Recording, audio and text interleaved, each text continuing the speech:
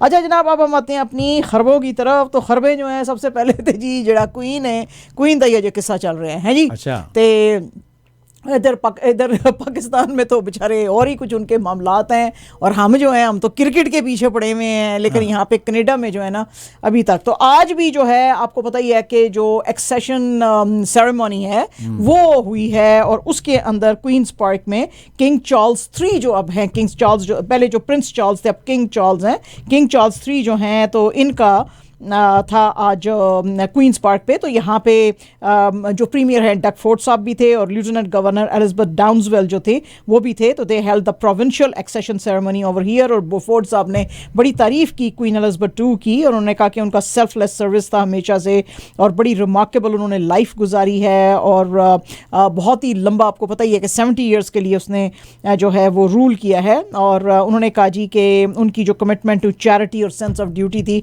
वो सब हमें जो है बड़ा इंस्पायर करती है। इसके अलावा हमने आपको फ्राइडे को भी बताया था कि एक बुक ऑफ कंडोलेंसेस जो है लेजिस्लेशन की जो लॉबी है क्वींस पार्क में उसमें रखी गई है। अगर पब्लिक और दूसरे लोग आके उस पर साइन करना चाहते हैं तो वो कर सकते हैं। इसके अलावा इससे पहले सैटरडे के दिन जो ट्रूडो साहब हैं हमारे प्राइम मिनिस्टर, उन्होंने और गवर्नर जनरल जो मैरी साइमन हैं उन्होंने जो था ये अनाउंस किया था, और एक्सेशन जो सेरेमनी थी किंग चार्ल्स 3 के लिए, और एक वहाँ पे ऑर्डर इन काउंसिल जो था वो इन्होंने प्रोक्लेम किया था चार्ल्स के किंग चार्ल्स के एक्सेशन के लिए।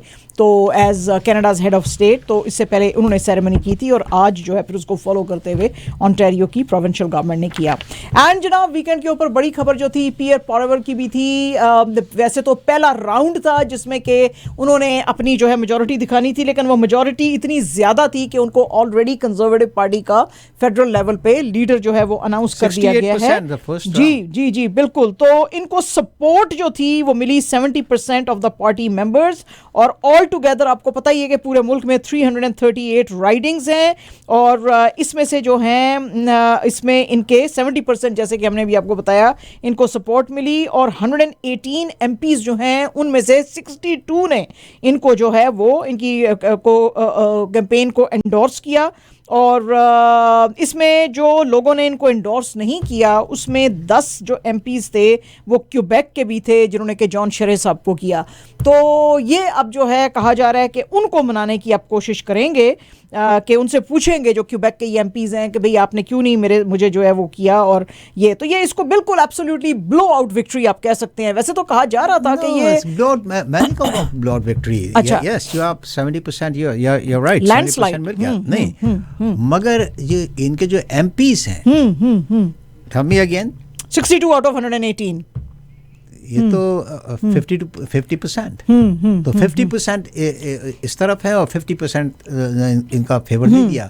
जो एमपीज हैं they are more important than the आम वोटर, क्योंकि एमपीज जो है ऑलरेडी इलेक्टेड हैं, वो पार्टी मेंबर्स। हाँ, पार्टी मेंबर्स।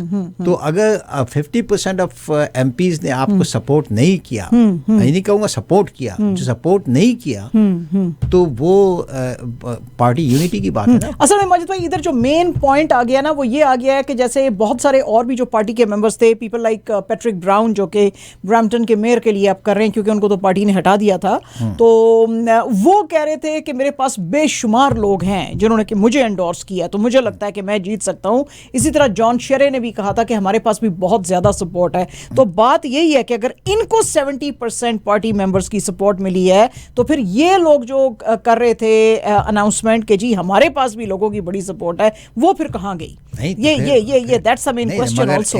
अगेन जो उनके सपोर्टर्स थे, अगर ब्रैम्पटन के मेयर जो हैं वो कंप्लीट इलेक्शन में हिस्सा लेते तो पता लगता ना। लेकिन उन्होंने क्लेम तो किया था एट सम पॉइंट, राइट? मगर उनका तो हटा दिया गया उनको। हाँ जी बिल्कुल। अच्छा जी, इसके साथ ही जो जॉन शेरे साहब हैं आपको पता ही है कि फॉर्मर क्यूबेक के प्रीमियर भी ये रहे हुए हैं, और इनको जो है बहुत ही कम माजिद भाई, बहुत ही, यानी कि आप देखें ना कि 70% एंड अगेंस्ट 16%। 16% जो है इनको पार्टी मेंबर्स ने जो थी इनके लिए वो की थी। तो बिल्कुल इसको कह रहे हैं distant second, not even second, distant second इनको मिली है। तो आज एक वीडियो के ऊपर इन्होंने जो सोशल मीडिया के ऊपर जॉन शेरे साहब ने किया है उसके अंदर इन्होंने कहा है कि जी हमें सबको चाहिए कि हम पियर पॉरेवल के पीछे जो हैं वो खड़े हुए और हम अपनी जो है यूनिटी इसको प्लेज करें और पार्टी अपनी को मजबूत करें। इसके अलावा इनके जो एक फॉर्मर कैंपेन को चेयर हैं उन्होंने आज एक आर्टिकल लिखा है नेशनल पोस्ट के अंदर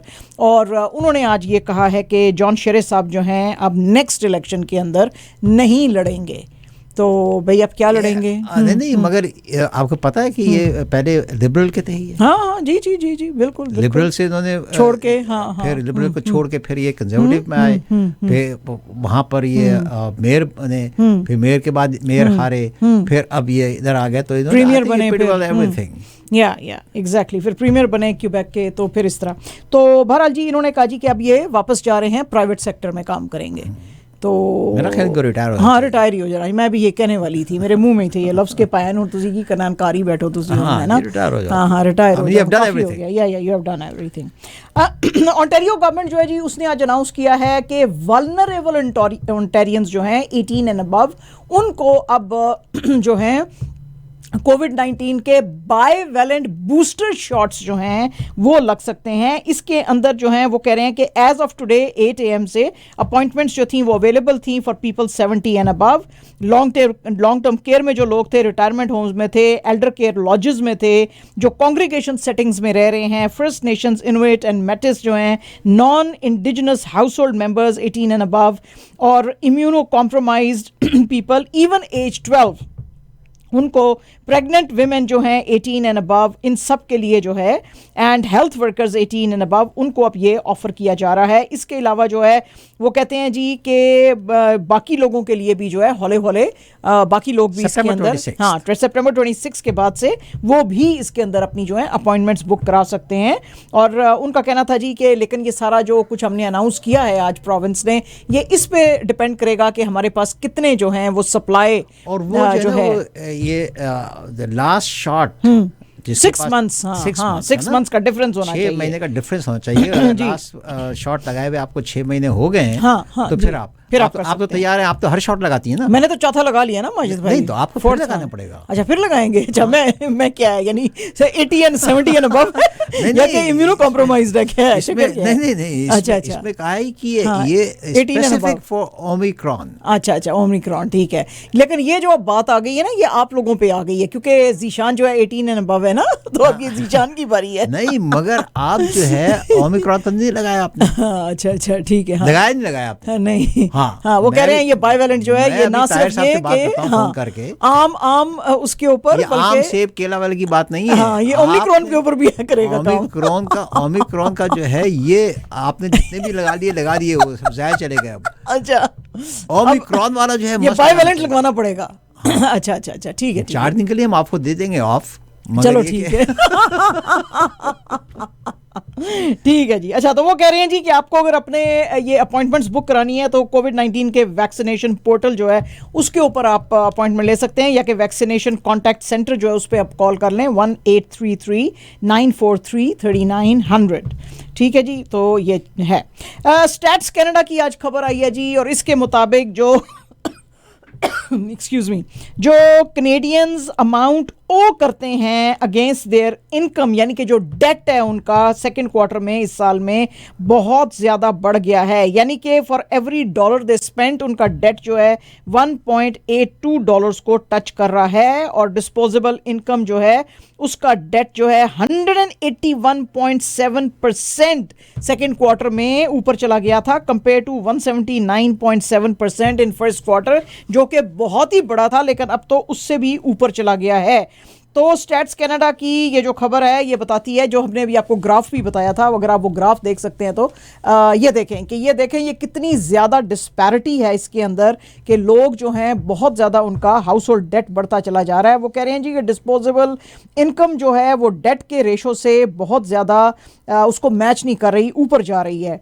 तो वो कहते हैं हाउस होल्ड डेट जो है $56.3 बिलियन को सेकेंड क्वार्टर में टच किया इंक्लूडिंग Added, हाँ it जी। is more than $56.3 billion जो है वो ऐड किया है बिफोर जितना भी था जी, और उससे। उसके अंदर अब वो ये कहते हैं ट्रिलियंस जी, में चला गया है। हाँ ट्रिलियंस में चला गया, और वो कहते हैं 48.7 बिलियन इसके अंदर मॉर्गेजेस का था खाली। एग्जैक्टली। तो ये अब ऊपर ही जाता जा रहा है, क्योंकि जाहिर है कि लोगों के पास अच्छी अगर नौकरियां टोटल करें ना आप इसको 56.3 बिलियन और एंड 48.7 बिलियन। तो अगर 56.3 बिलियन को ऐड करें जो पहले था तो ये जो डेट है कैनेडियंस का वो टोटल ट्रिलियंस में जाता है, टच कर रहा है। हाँ जी बिल्कुल।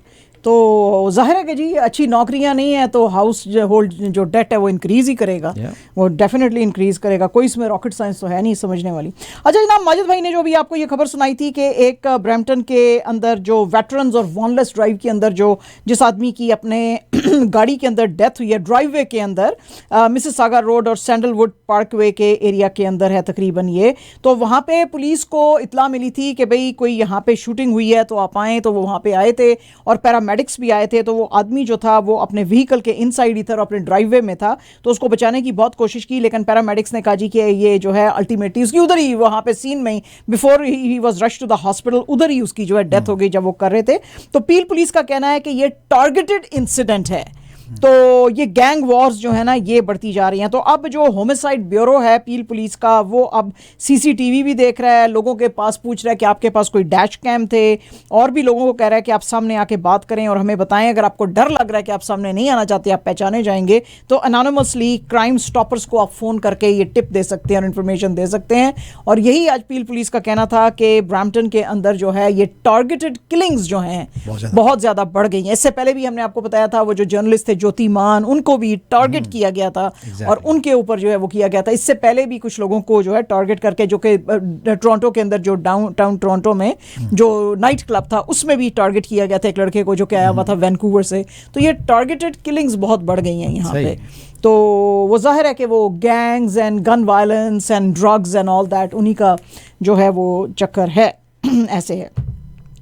आज बीसी की गवर्नमेंट जो है उसने कहा जी कि अगर कोई होप के एरिया में जा रहा है, ट्रैवलर्स जा रहे हैं, तो वहाँ पे ना जाएं, क्योंकि वहाँ पे वाइल्ड फायर्स जो हैं बेतहाशा जो हैं वो फैल गई हैं। और वो कह रहे हैं जी कि हाईवे 1 जो है उसको हमने थोड़ा सा बंद किया हुआ है कुछ एरिया को, और ये 520 हेक्टर्स के ऊपर आग जो है फ्लड्स फॉल्स ट्रेल जो है उसके एरिया में ये फैली हुई है। और वो कह रहे हैं कि आज का जो हॉट एंड ह्यूमिड वेदर है उसकी वजह से ये फायर इंक्रीज करेगी। और लेकिन जो इलाका है वो इतना ऊंचा नीचा है कि वहाँ पे गाड़ी को लेके जाना, और मतलब है जैसे वो जाती हैं ना फायर ब्रिगेड्स की गाड़ियाँ और वहाँ पे बुझाती हैं, वो ले जाना बहुत मुश्किल है। तो इसलिए हेलीकॉप्टर्स यूज़ किए जा रहे हैं जो कि इस फायर के ऊपर को बुझाने की कोशिश कर रहे हैं।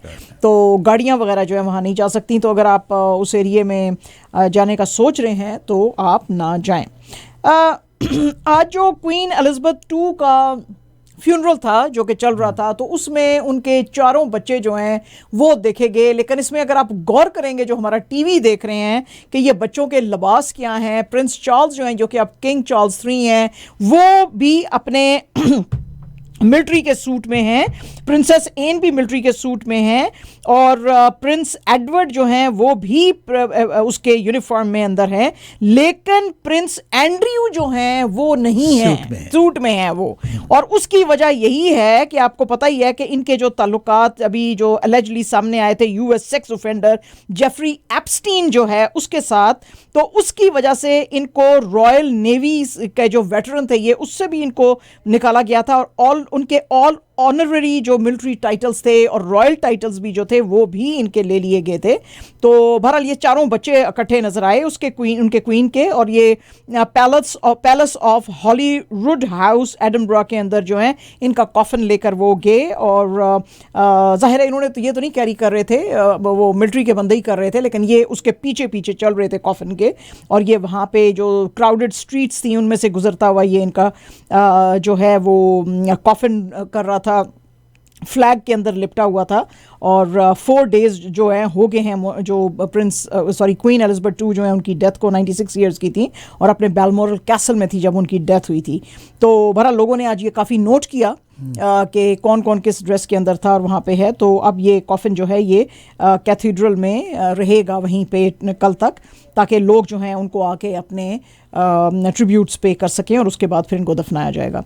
एसोसिएटेड प्रेस की आज न्यूज़ है जी, और इसके मुताबिक आइसिस जो है उसने जो अमेरिकन कंसर्न्स हैं सदर्न सीरिया के अंदर वहाँ पे उनके ऊपर अटैक्स किए हैं, और ये जो आमाक न्यूज़ एजेंसी है इसने अनाउंस किया है और इसने ये वीडियो दिखाई है कि कर्डिश लेड सीरियन डेमोक्रेटिक फोर्सेस जो थी वो रुवेश्ट के एरिया के अंदर जो हैं वो एंटर हुई थी, और बाद में फिर उन्होंने वो जो डेड बॉडीज़ हैं वो भी दिखाई हैं। इसकी वजह ये है, ये जो दोनों तरफ से लड़ाई हो रही है कि वो जो वैसे तो आइसिस के बारे में कहा गया था कि तकरीबन ख़त्म कर दिया गया है उसको, 2019 में ये यूएस ने किया था, लेकिन फिर भी बहुत सारे स्लीपर सेल्स जो हैं वो बहुत डेडली अटैक्स करते हैं सीरिया और इराक में, जहाँ जहाँ खासतौर पे अमेरिकन कंसर्न्स हैं। यूएस मिलिट्री जो है उसका कहना है कि हमने पिछले दिनों में बहुत सारे इनको जो है वो पकड़ा था, और इनको जो है आइसिस के मिलिटेंट्स को, और इनसे हमने 4 औरतें भी छुड़वाई थी। तो हमने ये उमर ऑयल फील्ड के एरिया में ऑपरेशन करके ये सारा कुछ किया था, लेकिन उसके जवाब में फिर आज ये जो आइसिस के मिलिटेंट्स हैं उन्होंने कहा जी कि हमने इनके ऊपर अटैक किया है, और जो 6 यूएस बैक्ड सीरियन फाइटर्स थे उनको आज इन्होंने आइसिस वालों ने मारा है।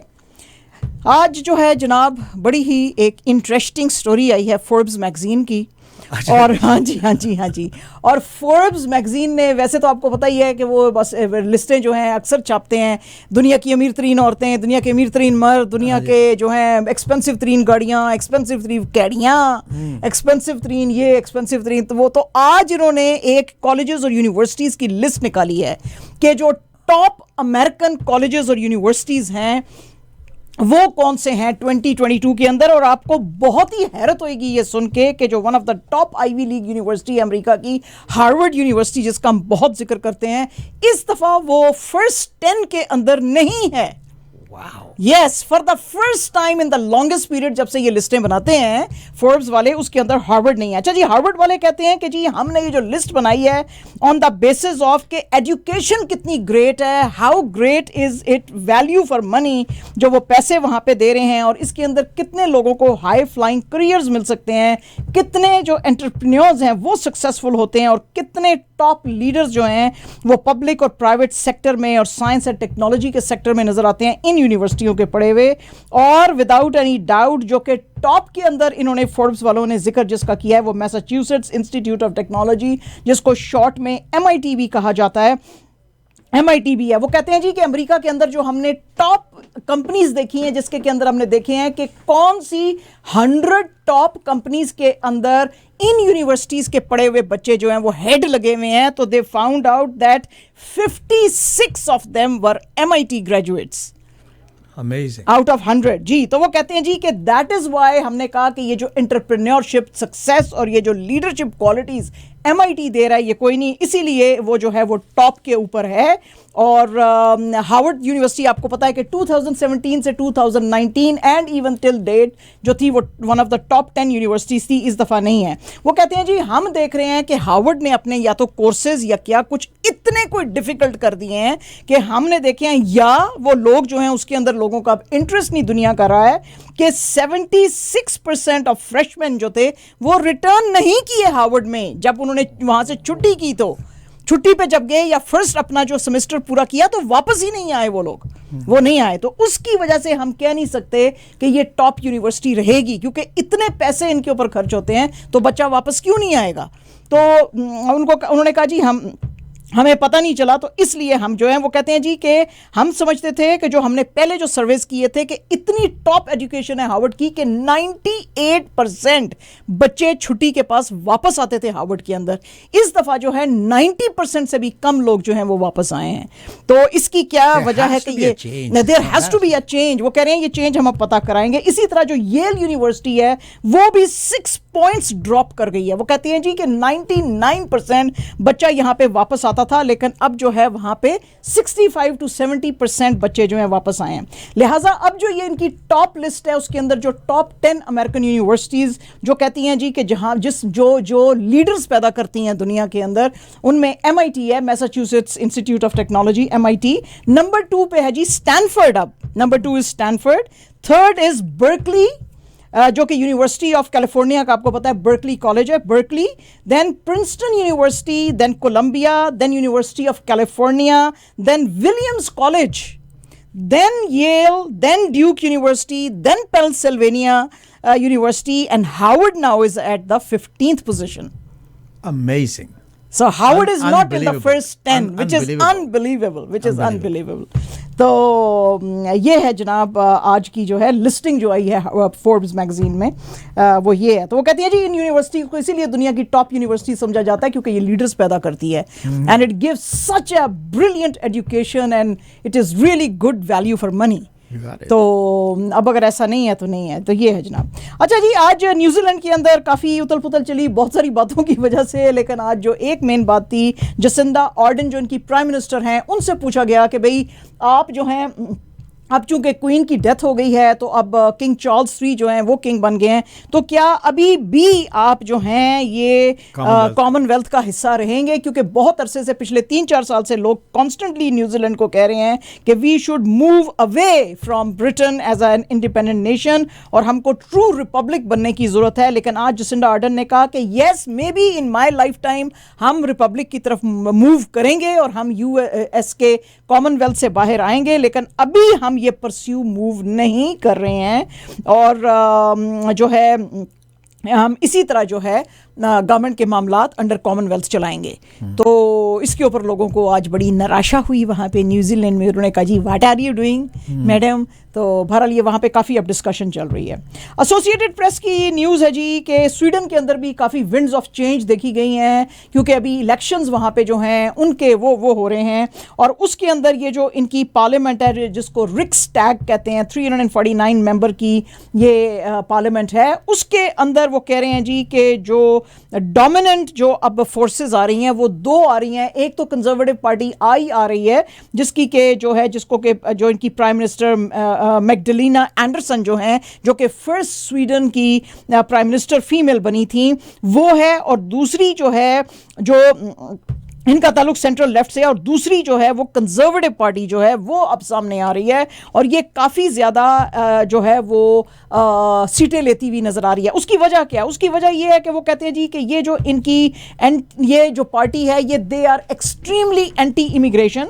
वो कह रहे हैं कि स्वीडन एक बहुत ही सेफ कंट्री होता था स्कैंडिनेविया के अंदर, और यहाँ पे जिस दिन से ये जो है इसने जो सेंटर लेफ्ट की जो पार्टी जिसको के हेड कर रही हैं मैग्डलेना एंडरसन इनकी प्राइम मिनिस्टर, उस दिन से ये मुल्क जो है अनसेफ होता जा रहा है। यहाँ पे गैंग वायलेंस चलती जा रही है, गन वायलेंस बहुत ज़्यादा हो गई है, और देखा यह जा रहा है कि ये जो स्वीडन डेमोक्रेट्स हैं जो कि लीड अब ले रहे हैं इनकम्बेंट के ऊपर, वो काफ़ी ज़्यादा चलती जा रही है। ऑल टुगेदर स्वीडन के अंदर 8 पार्टीज़ हैं, लेकिन मोर और लेस वो अंडर कंजर्वेटिव्स और सेंटर लेफ्ट के अंडर ही कर रहे हैं। लेकिन ये जो एंटी इमिग्रेशन पार्टी है ये काफ़ी अब जो है आगे निकलती जा रही है इनकम्बेंट गवर्नमेंट से, और वो कह रहे हैं कि we are absolutely against immigration, जो कि लेफ्ट राइट सेंटर अब देते जा रहे हैं और हर तरह का बंदा इस मुल्क में बुला रहे हैं, जिसकी की वजह से हमारे मुल्क का जो चैन सुकून और पीस जो है, जो कि one of the safest countries था स्कैंडिनेविया में, वो ख़राब होता जा रहा है, and at the world level also. तो इसको अब जो है लोग काफ़ी सपोर्ट कर रहे हैं। अल जज़ीरा की जनाब आज एक रिपोर्ट है, और अल जज़ीरा की इस रिपोर्ट के मुताबिक मोसाद के जो हेड हैं, आपको पता ही है कि इजराइल की जो है ये स्पाई एजेंसी है मोसाद, इसके जो हेड हैं डेविड बर्निया, उन्होंने आज बड़ा सख्त हिट किया है यूरोपियन जो नेशंस हैं उनको, और उन्होंने कहा है जी कि ये जो आप रिवाइव कर रहे हैं ईरान के साथ 2015 की न्यूक्लियर डील, इससे हमारे पे कोई असर नहीं पड़ेगा, इसलिए कि ईरान जो है वो हमारा दुश्मन रहेगा और हम उसके दुश्मन रहेंगे, क्योंकि ये जो हैं ऑपरेशंस हम अपने जो हैं वो नहीं रोकेंगे। आपने जो इसको ईरान को कहा था कि आपको न्यूक्लियर प्रोग्राम हॉल्ट करना पड़ेगा, डेविड बर्निया का कहना है कि वो अपना प्रोग्राम हॉल्ट नहीं करेगा, और इसीलिए जो इनकी जो कुछ साइट्स थे जो कि प्रोहिबिटेड हैं, जिसमें कि ईरान ने कहा था कि हम IAEA को उस एरिया के अंदर नहीं जाने देंगे, क्यों तो वहाँ पे हमको लगता है सस्पेक्टेड न्यूक्लियर एक्टिविटी ये जो है चला रहे हैं ईरान वाले, तो इसलिए आपको और हमको उसके ऊपर एक नज़र रखनी पड़ेगी। तो इन्होंने कहा जी कि आप जो हैं हमारे ऊपर ये जो अटैक्स करते हैं तो हम इसका इसी तरह जवाब देते रहेंगे। वैसे तो जो किलिंग्स जो भी हुई हैं जिसका कि जिक्र जो है अक्सर ईरान करता रहा, जैसे कि इनके पड़े न्यूक्लियर फिजिसिस्ट मोहसन फखरीजादे और दूसरे लोग इनके थे, जिसके के बारे में ईरान ने कहा था कि इसके अंदर इजराइल जो है इन्वॉल्व है और हमारे ये सारे जो बड़े लोग हैं इनको ये मारता है। लेकिन आज तक कभी इन्होंने खुल के ऐसे बात नहीं की थी। आज सिर्फ पहली बार मोसाद के हेड ने कहा है कि हम अपनी एक्टिविटीज़ ईरान के खिलाफ जारी रखेंगे। ईरान के जो फॉरेन मिनिस्ट्री के स्पोक्स पर्सन है नसर कानानाई, उन्होंने आज तेहरान टाइम्स को एक इंटरव्यू देते हुए कहा है, उन्होंने कहा कि हम एक जो ये इस तरह की जो इजराइल की तरह का जो कंट्री है, टेररिस्ट रजीम है जहाँ पे, तो वो जाहिर है कि हम उससे जो है टेररिस्ट एक्शंस ही करते हैं, एक्सपेक्ट करते हैं, और हम कुछ भी उससे एक्सपेक्ट जो है वो नहीं करते। तो इस तरह के वो बयान अगर दे रहे हैं तो बेशक देते जाएं। और इजराइल का कहना है कि ये हमारा बयान नहीं है, ईरान ने हमारे ऊपर बहुत सारे अटैक्स करने की कोशिश किए थे लेकिन हमने उनको रोका था, तो हमें पता है कि ईरान जो है वो टेररिस्ट कंट्री है, हम नहीं हैं। तो बहरहाल जी वॉर ऑफ वर्ड्स जो है ज़्यादा तेज़ हो गई है दोनों के बीच में अब, जबकि न्यूक्लियर इनकी जो डील है बिल्कुल पास है होने के लिए यूरोपियन यूनियन के साथ। तो अब देखेंगे क्या होएगा इसमें। पीटीआई यानी कि प्रेस ट्रस्ट ऑफ इंडिया की ये न्यूज़ है जी, और इसके मुताबिक जो बीजेपी है उसने आज फिर एलिगेशंस लगाए हैं दिल्ली के चीफ मिनिस्टर अरविंद केजरीवाल के ऊपर, और आज तो बहुत ही सख्त इन्होंने जो हैं वो एलिगेशंस लगाए हैं। बीजेपी के national spokes person Gaurav Bhatia साहब जो हैं, उन्होंने कहा है आज के करप्शन और केजरीवाल सिनोनिमस हैं। यानी करप्शन का नाम केजरीवाल और केजरीवाल का नाम जो है वो करप्शन है। और ये बयान उन्होंने उस वक्त दिया जब आम आदमी पार्टी जो थी उसने कहा था कि जो लेफ्टिनेंट गवर्नर हैं VK सक्सेना यहाँ पे दिल्ली में जो बैठे हुए हैं, ये बहुत सारी इरेगुलरिटीज़ के अंदर इन्वॉल्व हैं और इनको रिज़ाइन करना चाहिए। तो आज गौरव भाटिया साहब ने, बीजेपी के नेशनल स्पोक्स पर्सन ने कहा कि अरविंद केजरीवाल को भी फ़ौरन जो है वो रिज़ाइन करना चाहिए, क्योंकि इनके खिलाफ भी बेतहाशा करप्शन के केसेस आते जा रहे हैं। पहले जो हैं वो आई थी इनके खिलाफ कि ये जी अपने दोस्तों यारों को जो हैं, वैसे कहते हैं मैं बड़ा हार्डकोर ऑनेस्ट हूं, तो लोगों को पता चल गया हार्डकोर ऑनेस्ट क्या है। पहले अपने दोस्तों यारों को इन्होंने जो है टेलर मेड कॉन्ट्रैक्ट्स दिए और टेंडर्स दिए अपनी करप्शन को आगे बढ़ाने के लिए। एक तो वो बात सामने आई, और अब जो है लो फ्लोर बसेस का मामला जो है वो सामने आया, तो उसके अंदर भी जो उसकी परचेज है उसमें बहुत सारी इरेगुलरिटीज़ हैं। तो ये जो बहुत शराफत का जो लबादा ओढ़ा हुआ है इन्होंने केजरीवाल साहब ने, दिल्ली के जो चीफ मिनिस्टर हैं, इनको उतारें, क्योंकि जो 1000 बसेस दिल्ली ट्रांसपोर्ट कॉरपोरेशन को जो इन्होंने ली थी वो इसीलिए इस करप्शन से हटाने के लिए सारी तवज्जो लोगों की केजरीवाल साहब ने, जो लेफ्टिनेंट गवर्नर साहब हैं, उनके ऊपर एलिगेशंस लगाए हैं। तो इनको बोलो आप रिज़ाइन दो, लेफ्टिनेंट गवर्नर साहब रिज़ाइन नहीं देंगे। तो ये इनके बीच में जनाब काफ़ी लड़ाई चढ़ी।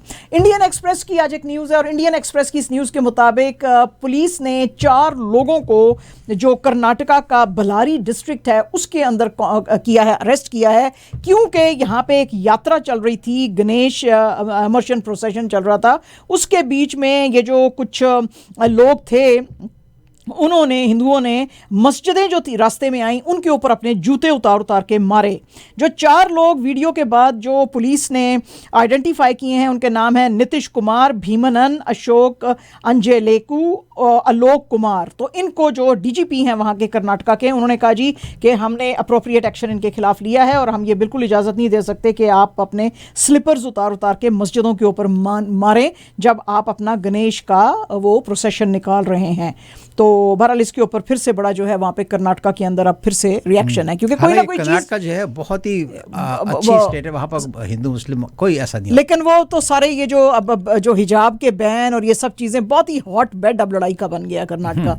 तो ये अब जो है रिसेंटली काफी वहाँ पे पहले था नहीं। हाँ जी। तो ये अब काफी वहाँ पे लड़ाइयाँ जो हैं वो शुरू हो गई हैं। इसके अलावा जी जो आम आदमी पार्टी है उसने आज फिर से अलेज किया यहाँ पे पुलिस को अहमदाबाद के अंदर के मोदी जी और बीजेपी के कहने के ऊपर इन लोगों ने जो हमारा डाटा मैनेजमेंट ऑफिस था अहमदाबाद में आपका, उसके ऊपर इन्होंने रेड्स की हैं।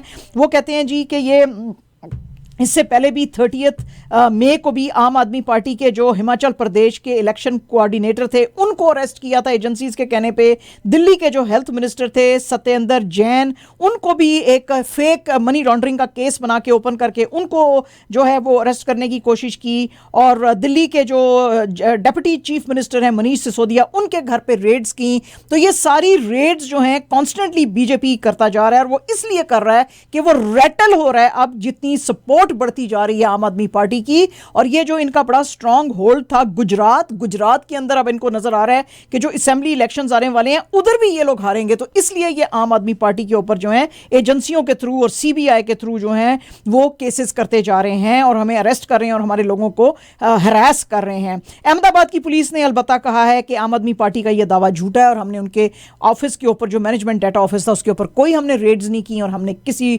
लीडर को नहीं पकड़ा है।